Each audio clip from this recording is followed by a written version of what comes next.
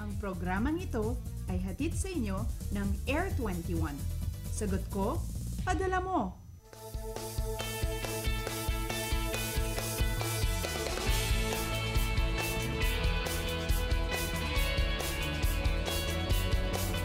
Good morning, Pilipinas! 4:58 ng umaga ayon sa Philippine Standard Time.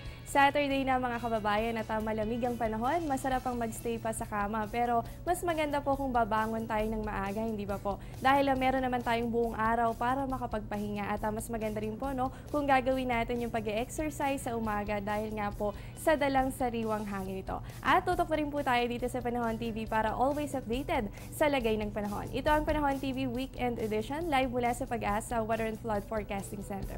Sabay rin po kaming napapanood via live streaming sa www.btv.ph.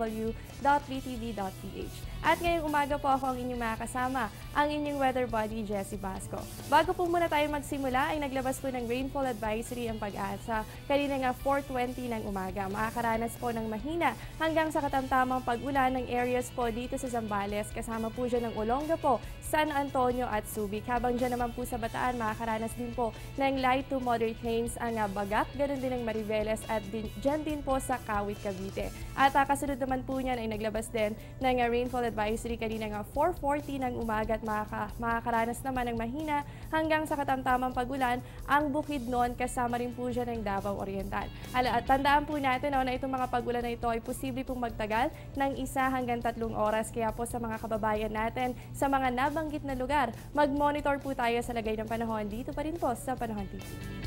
At simulan na po natin ang ating ulat panahon. Magbalik tanaw muna tayo kung anong panahon ba ang naranasan natin nitong mga nakaraang araw. Narito po ang ating weekly weather recap. Kung makikita niyo po sa ating screen, simula po ng Sunday, ay nakaranas tayo ng monsoon trough o yan po yung tinatawag natin, yung hangganan ng monsoon o yung southwest monsoon at nung low pressure area nga na nakaka-apekto sa bansa natin kung saan nagkaroon ng convergence. At yung po yung tinatawag natin ng monsoon trough na nagpaulan din po sa ilang bahagi ng bansa natin.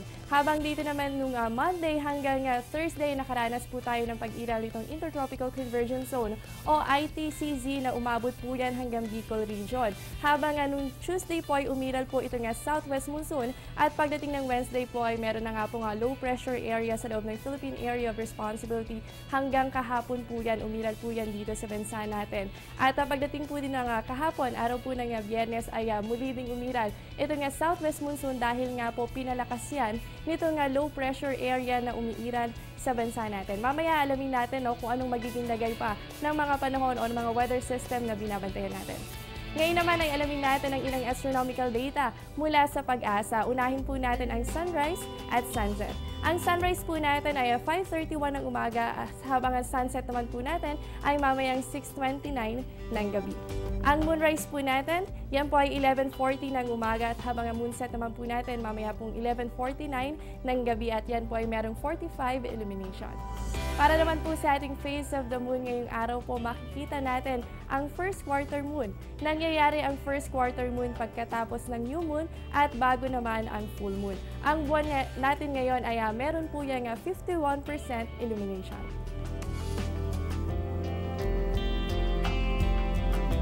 Simula pa lamang yan at ito nga po, kasama rin po dyan yung high tide and low tide po natin. At ang high tide po natin, hatid po sa atin yan ng Namria, 2:42 po yan ng hapon at yan po ay may 0.79 meters habang ang low tide naman po natin ay mamayang 9:41 ng gabi at yan po ay merong 0.30 meters na level ng tubig. Simula pa lamang yan at marami pang dapat abangan sa pagbabalik ng Panahon TV Weekend Edition.